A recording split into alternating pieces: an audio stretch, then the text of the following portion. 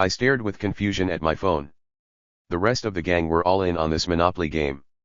I swear to God, if you get free parking I will literally kill your stupid face, said Evelyn. Ravi rolled the dice in his hands. Come on, sweet baby Jesus. I just need a 4.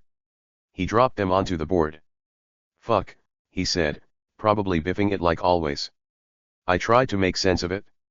Just a word on my screen, black text on an all-white background, a rather classical-looking font. Hide. I tapped, rather impatiently, on the expensive black rectangle. The text wouldn't disappear. AJ, Evelyn called, like a teacher busting a student. You're fucking addicted. Play board games like a normal human adult.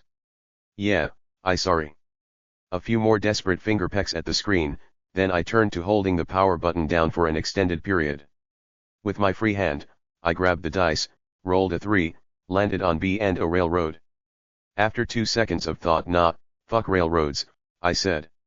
Of course, we weren't animals. If someone didn't want to buy a property, that was fine. No auctions or any of that nonsense. House rules. Back to the phone as Hero, on my left, took the cubes and prepared to drag his sorry little shoe across Go to collect his $200. A minute with the power button didn't do anything. We were entering factory reset territory. I contemplated borrowing Ravi's laptop to Google whatever the fuck this might have been. I felt the apartment rumble, albeit, just for a split second. As if we were on the edge of an earthquake. I tensed, briefly. The background noise from the TV "No One Wants This" auto-playing on Netflix disappeared, following the faint sound of the flicker of static. Ravi was the first to get up. I don't, he said, talking slowly as if not to jinx it, I don't think that was an earthquake. He examined the TV, confused at the outage. He checked the wires. Shouldn't be the breaker. I don't have that much stuff plugged in, do I? I grappled with the sad, likely hack state of my phone and that weird word staring me down. Damn, that's fucking weird, I heard Hero say, half laughing. Head lifted. What? I asked to catch Hero turning his phone to me. His home screen too had been replaced by black text atop white. Hide.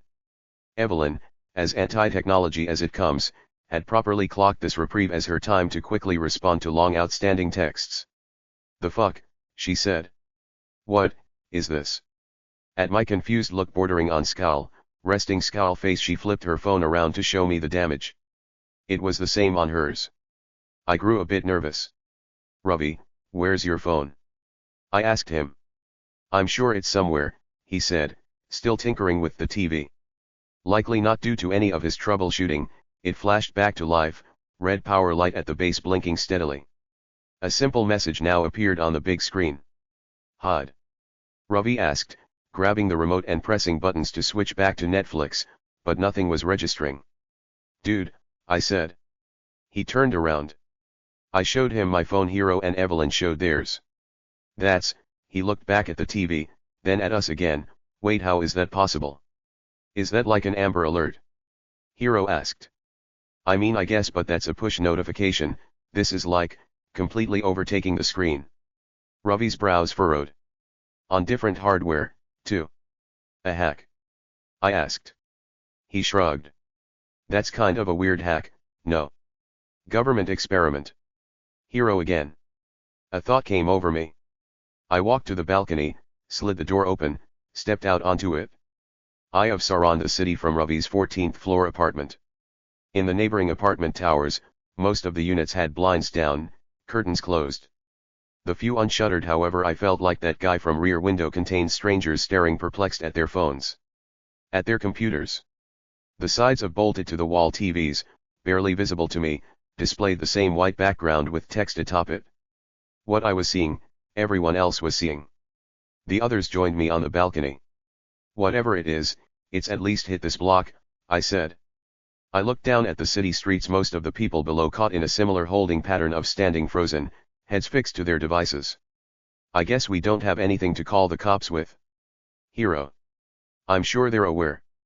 Me. Maybe wait it out until they fix it. Ravi. I nodded. And yet, I could tell Evelyn was a bit perturbed. Forcing magnetic thoughts to imbue her silence with weight. Thoughts? I asked her. I mean, should we do it? She asked. Do what? Ravi. Hide. Her again. Hide where? Ravi again. I don't know, she said. I mean, we're already in my apartment. I'm sure that's good enough, right? He said. A pause. Let's not lose our heads, Ravi continued. This is nuts, but it's not. I mean, it's not like, literally hide, right? Hero clicked his fingers. What if it's viral marketing? Like for a movie. Hero with the necessary but unintentional levity. Hacking our phones so we can't use them. I don't know if that's in Lionsgate's purview, man, I said, then, head turned to Evelyn. But hide. The flicker in her eyes more than meant that she'd sided with the light bulb in her head. She returned to the inside, and got to exploring Ravi's apartment carefully. What are you doing? Ravi asked, trailing. Hero and I followed. I don't care if I look stupid. It could be a warning. Maybe something is happening, she said. We're in a box, basically, said Ravi. We're fine, Ev. But the fucking thing, she motioned to the TV, then to her own phone, says hide. Maybe it's that literal. She continued scouting, finally settling on the sliding closet in Ravi's room, the best she could come up with in his 600 square foot quarters. I'll do here unless you think there's better. Evelyn, Ravi stressed. She shuffled in, past hung garments, scooching to the end to make space. I'm gonna close the door soon, and if you're all really my friends, you'll join me. Awkward silence until Hero chimed first. I mean, guess it's good to be safe, right? He went for it, second-guessed for a second, then committed to entering. You guys get the luxury of laughing at me forever if I'm dumb, win-win, she called while Hero wedged in beside her. A compelling argument, certainly. Begrudgingly, I followed, tucking in next under Ravi's dress clothes. There was still room for him inside his own closet. Fucking hell, he caved, joining last, sliding the door closed to introduce darkness. I went back to my phone. Still that classical font. Still that mandate. How long do we have to stay in here? Ravi asked. 5 minutes, she said. Yeesh, he tagged. And then we sat in stillness for a while. Distant tick-tick-ticks of the clock in the living room bringing down the blood pressure a tad. It all felt silly. Kind of fun. Remember when we went camping at Sunlight Groves? Hero asked. Glamping, Ravi clarified. Ev thought she saw a bear. Hero laughed. A bear and its cub. It was dark, it fucking looked like bears, she said, half laughing herself. I heard noises too. Bears at Sunlight Groves, he said again. Saddest patch of trees in America. Guys, shut up. We're here, so let's commit to the bit. Before the conjuring doll gets us, said Ravi, surprisingly not bitterly. We kept our traps zipped for another minute. Eyes at my phone again. Hide nonsensical, all of it really, but in a way that was starting to sit more and more uncomfortably for me. What do you think it is? Hero whispered. I shook my head. Evelyn with the light shrug. Ravi with a deep inhale before speaking. I mean, obviously sophisticated, he said, voice low. Like it's obviously something. I waved my phone. My bank is on this and it's bricked now basically. I'm fucked. They'll figure something out, said Ravi. Powerful knocks at his apartment door all of a sudden. Thundering. Hey, a voice called, muffled through the walls. Ravi, you there? Evelyn braced. Who is that? A skinwalker, obviously, replied Ravi. Kidding, my neighbor Monica. Evelyn reached across me and Hero to tug at Ravi's sleeve. Are you positive? Yes, and I should probably get it. You said 5 minutes, she said. Yeah, but I'm being a pretty trash neighbor right now, he replied. The knocking persisted. So did the words. I have this weird thing on my phone, Brad has it too. It says hide. TV same thing, computer same thing, I don't know how to reach anyone or what to do, the neighbor trailed on. Ravi blew air out of his nose. Alright, this is stupid, I'm gonna. No, said Evelyn, but then all of a sudden. He stopped. We all stopped. I felt something. Something very, very real. No knocking anymore. Or at least, I couldn't hear anything. Not the tick of the clock, nor the soft rustle of us against clothing. It was like the world was holding its breath. Like there was a presence. Right outside the closet. Then the sting of static in my ear, before it passed. Whatever it was, the feeling dissipated, the sound returned, and I sneaked a glance at my phone. The word hide was gone and replacing it was my home screen. The silence between the four of us was uncomfortable. Did you feel that? Evelyn finally whispered. No one said anything. Ravi outstretched his arm yet again to slide the door open, but his hands were shaking. You can do it, I whispered. I think we're good. He steeled himself, looking very much like he was crossing some sort of internal threshold. He pulled the door aside, revealing his room exactly as we'd left it. We took it in. I'm gonna answer Monica, he said, with not a whole lot of vigor to his voice, getting up and creeping out of the room. The rest of us followed, stopping in the living room while he continued to the door. I went to Twitter, searched hide and sorted by new. Evelyn, meanwhile, grabbed the remote from the stand and turned the TV, now hideless, on and maneuvered through the Roku channels. What are you looking for? Hero asked. Just like, a live channel, I guess, she replied. The news. My scrolling wasn't yielding anything of help or insight, though it was clear via the confused posts from seemingly around the whole world that the scope of whatever happened was global. My focus shifted to Ravi, who was standing on the welcome mat, I pressed against the door's peephole. He hadn't moved in quite some time. Everything all right, man? I asked. He didn't reply. Just stood there, frozen. I approached slowly. She's, I heard him croak. I reached him, patting him on the shoulders and urging him to detach from the door viewer. He finally did, leaning against the wall at first before slowly sliding to a seat on the floor. I peered into the hallway through the hole. Outside, his neighbor, the one knocking, looked like she'd been skewered. Decimated. An explosion of blood in the hallway. What? I felt a buzz on my phone. I pulled it out. Again. Before I could even process, I heard Ravi and Evelyn react. There's another one. It says again now. I turned to see the foreboding word on the TV. Fuck. So we should hide again. Hero called. Much like Ravi, I was shell-shocked. AJ, what do you think we should do? He repeated. Evelyn, I said, trying to force the words out of my mouth. You had good instincts the first time. What do you think? How much time do you think we have? She asked. How much time passed between when I first saw the word hide and when we felt that presence in the closet? It might have been 10 minutes, I heard Ravi mutter, almost lifeless. I don't. Then Evelyn interrupted herself. Wait, what did you just see outside? She started approaching the door. I stopped her. I don't think it'll be good for you to see it. Are you serious? She responded. Yes, I said, immediately realizing that lying might have been smarter. We can't assume we have the same amount of time, Ravi added. I went with my pitch. Do we try the same spot?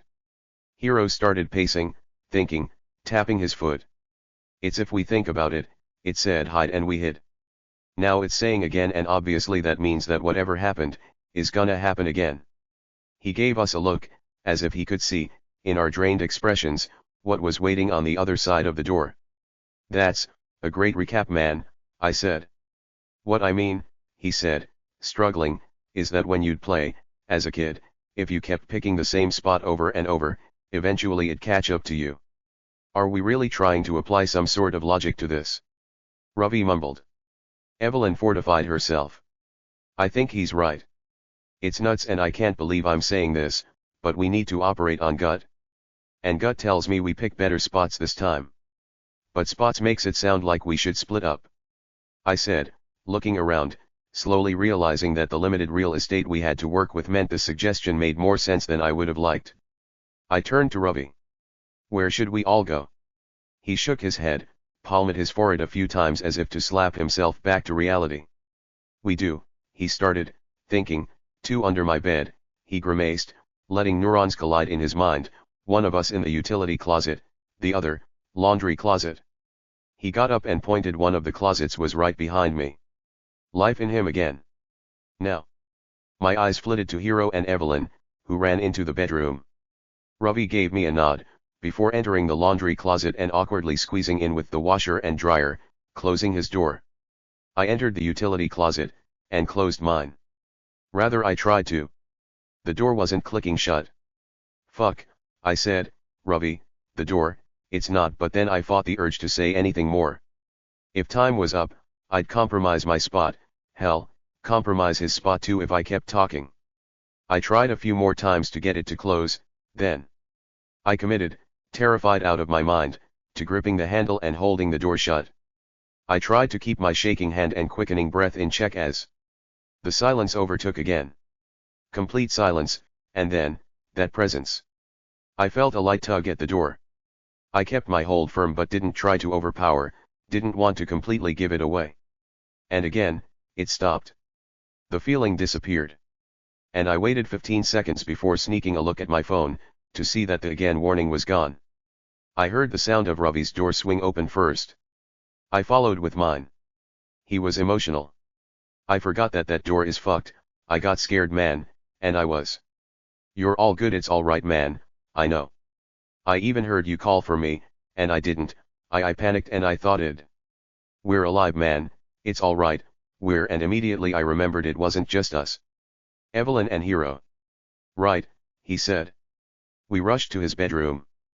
Nothing at first. The two hadn't emerged yet. For a moment, the horrifying thought that we'd be pulling their corpses out from under the bed rushed past me. Guys, I said, coast is clear. Quick. Silence. For quite some time, before they finally shuffled out in one piece, alive. As they shifted from crawl to bend to standing, I wanted to hold them. Hold everyone. For just a second, I felt a newfound appreciation for life and their faces and personalities. Another buzz on my phone. I took a look. Break time. I let out a sigh of relief and showed the message to the others. I guess that's good, Evelyn said. A second to catch our breaths, after this fucking craziness. But then what? Ravi asked. Is this just gonna continue? We walked into the living room together, nervously. We haven't even gotten a single second to wrap our heads around this, Evelyn again. Something in me didn't seem right. I didn't feel good. Hey, Ev, how'd you know that we should have stayed in the closet for 5 minutes? Hero asked, somewhat pointedly. I clocked minor annoyance in her face at the question. I didn't know anything, it was a guess. But I mean, yeah, you guys were fucking lucky I was here and pushed for it, because fuck were you all being stubborn. Hero wore a strange expression as he looked at her. Alright. Sounds like you want to say something more, she said. Why would I? What makes you think I'd? Ravi interrupted Hero by stepping between the two of them. Holy hell, keep your heads on, people, but as he said it, and maybe it was just an aberration in my mind, but I couldn't help but feel something significant stir within me, something really inflame, as if even though his face was straight he was concealing some sort of inner smile at what was happening. Hero, I think you're focusing your skepticism in the wrong direction, I said. Ravi's expression turned irritated, which all but confirmed it for me. I don't know if you want to be mad at the person that saved us the first time, I said, trying to make a point by motioning to Evelyn, but as I looked at her, something felt wrong there too. I contained it. Or rather, the person who wanted to open the closet door. And then something even more obvious hit me.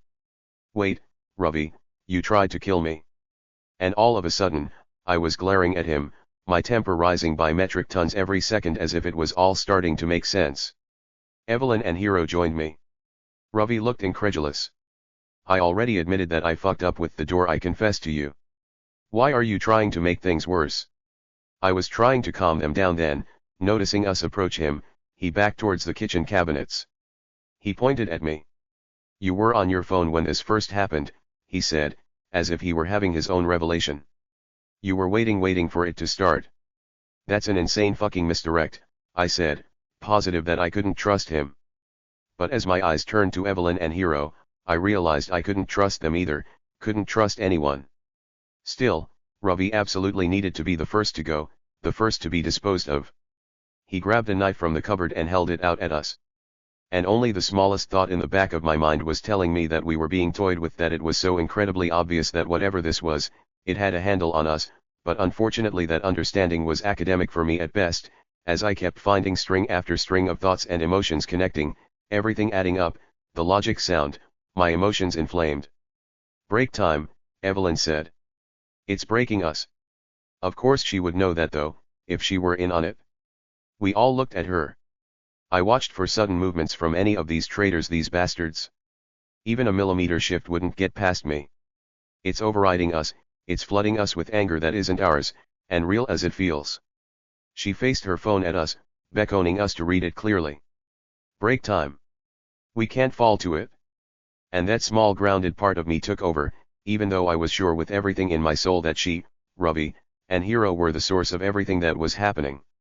Ravi's grip on the knife tightened as he and the rest of us remained in the bizarre equilibrium of our four-way standoff.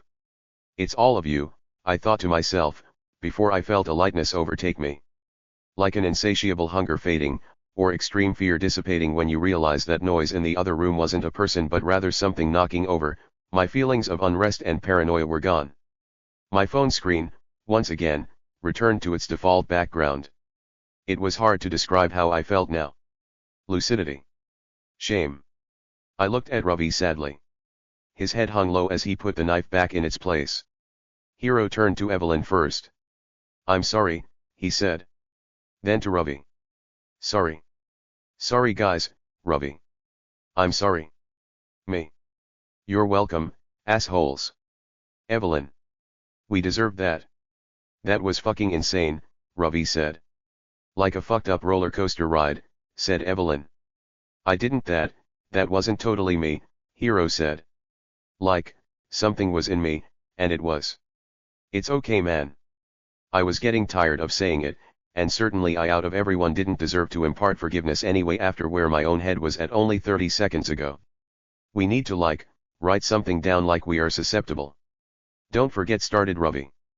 "We just need to remember to keep your heads on," I interrupted, "remember."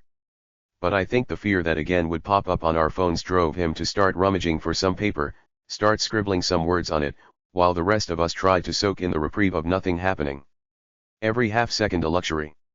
I wanted to say sorry another 20 or so times, something I was sure wasn't a feeling unique to me.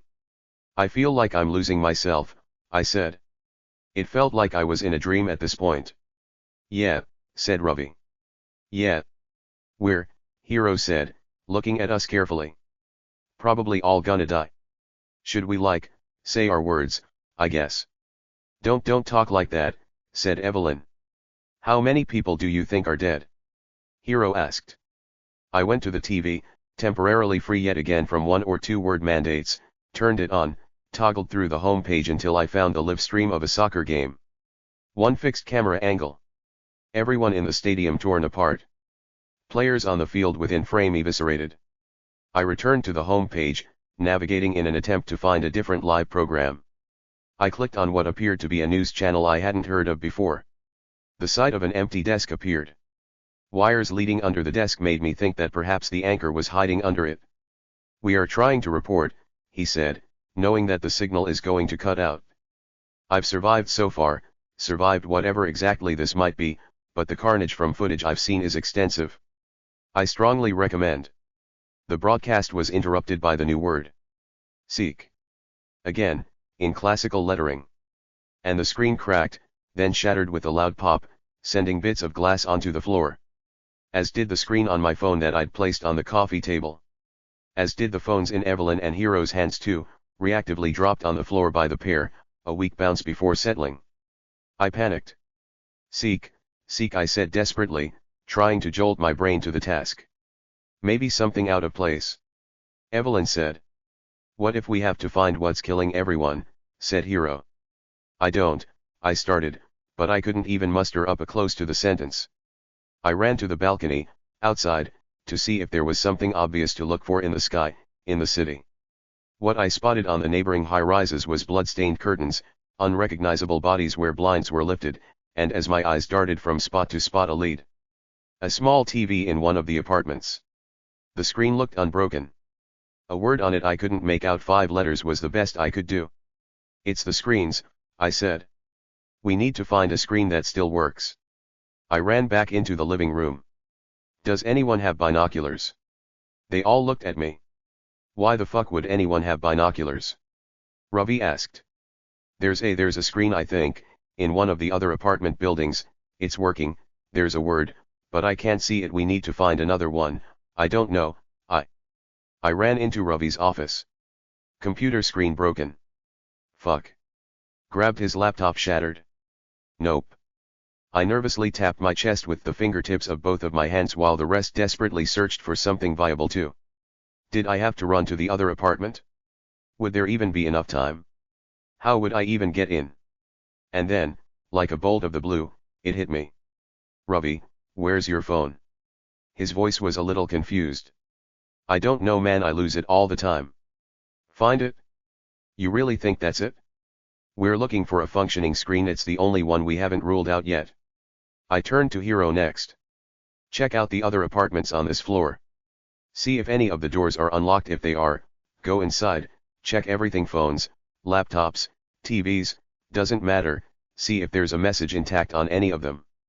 On it, he said, rushing to the door, opening it, freaking out at the body in front of it, nearly tripping, then composing himself and rushing into the hallway as the door closed behind him. We tore apart Ravi's apartment next. Couch cushions. Where do you usually lose it? I asked. My head peeked under the bed. Peeked into counters alongside Evelyn, desperately.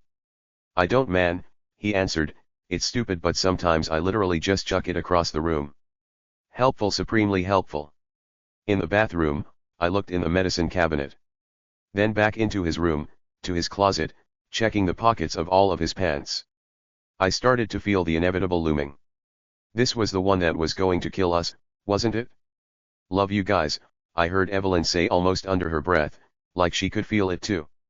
No tangible ticker counting down, but a feeling in my chest. A train closing in, with us tied to the tracks. Ravi running to the TV stand, looking behind, then, under books, under shelves. And I was back in the living room again, sure there was nothing left, my eyes lowering to the painful game we'd started our deadly evening with Monopoly. Specifically, to the messy pile of 50s, 20s, and 10s on Ravi's side of the board. I knew his etiquette for swapping some of them out for hundreds was quite poor. The cash stacked high, which made sense, he was crushing all game. And yet, I crouched and did an even more aggressive sweep of the spot that we'd started our desperate search at, to discover his preserved Samsung Galaxy A35 underneath the fake money, with a new word to greet me. Smile. And it really did feel like time was up this time. He found it, you have it, oh smile. I screamed like a goddamn auctioneer. Evelyn turned first from her spot in the kitchen. What? I ripped the phone from the ground and held up the message to her. Smile. She mirrored my uncomfortable expression, all teeth, feigned happiness, as did Ravi as he bolted out of the room before even seeing the message on the phone or my intense eyes. Hero threw open the door. Couldn't find anything, I'm sorry, he screamed. He saw our wide smiling faces and our eyes screaming at him to get the hint as I tried to mouth the word while keeping my pose, but instead it sounded like smah. And yet, despite the confusing sight, with the luckiest stroke in the world, he copied and showed me those pearly whites. I retained my beaming smile, feeling a tear of fear travel down my cheek, my eyes glued to Ravi's phone in my hand, hoping and praying that we wouldn't all get torn apart. And the word disappeared. I showed the group the proof, and one by one our cheery expressions dropped to our default nervous frowns. Resting scowl face restored. A collective exhale. I can't fucking do this, said Ravi. I know, Evelyn added. And unlike some of the gaps we'd been afforded in the past, I already spotted a new message on the single, remaining functional phone left in my right hand. Point to sacrifice. I could feel the group's eyes on me. I couldn't hide the misery. What? Ravi asked. Point to sacrifice, I said, barely legible. AJ? Evelyn asked. I tilted the phone so they could read it. I couldn't say the words any louder, my body wouldn't let me. Underneath the words, a timer had been running. One that was already down to 145, 144, 143 by the time I flashed them the phone. And yet still, all of us needed more seconds to let it settle. I felt defeated. Truly, this time. All right, said Ravi, cutting through the holding pattern. So what? We talk it through with the time we have left? Maybe we all agree on someone to point at? I mean, hey, fuck knows what I have to live for. Hero next. My family, mom, dad, siblings, I wasn't even thinking of them this whole time. They're all probably dead, they. Yeah, I interrupted, his words hitting me immediately and curbing any remaining social etiquette I had left. Everyone I had ever known was likely gone. Wow. Evelyn smiled at us softly. I just have you guys now, she said. So yeah, fuck this, she said, immediately pointing to herself, almost causing me to die right there in fear she'd be torn apart immediately, but the counter was still ticking down. I flipped the board on this bullshit, she said, without wavering. 112. 111. 110. Hero pointed to himself. Fuck it yet. You know what, I flipped the board too, he said. I looked at him, almost nervously, exasperated. Really, after all that, guys? 107. 106. 105. If there is a hell, Ravi said, unlikely, but what the fuck, maybe we dodged that bullet. He curled his index finger back towards himself. Flip the fucking board. I just looked at them. It was strange to feel a deluge of selfish thoughts flood into me all at once. 040. 039. 038. All right, I said, copying my peers. Let's do it. I pointed at myself too, like we were all playing Simon Says or something. 033. 032. 031. I took an appreciative look at my old friends. The longest standing friends I'd ever had in my stupid life. And then, at the Monopoly board we were playing on. It really was quite an awful game. I wasn't sure why we'd always subject ourselves to it. 027. 026. I saw the pile of money on free parking. 023. 022. The only way to make it fun was to play with bullshit rules, house rules. 020. 019. Wait, I said. Follow me. I sprinted to the door. I opened it, held it open for the rest. 015. 014. 013. I pointed at Ravi's dead neighbor in the hallway in front of the door. Monica. We didn't know what we were dealing with, until she died. Her sacrifice gave us a chance, I said, almost looking up as if I was speaking to whoever was enacting this terror on us. I was aware it was a reach. 009. 008. And we probably lost a lot of humanity since then, so sorry, I said, pointing at her. And thank you. 006. 005. And my best friends pointed too. A real morbid way to close things out, with a clash of sorry and thank you escaping them as what would likely be their last words. I had really interrupted what was quite a nice moment inside for the strangeness. 002. 001. Midnight. House rules, I said. And then I prepared myself for it, pain, then annihilation. But nothing came. Instead, Ravi's phone in my hand just read. Good game. Before defaulting to Ravi's homepage picture of Borzoi. He didn't even own one, he was just obsessed with that breed of dog.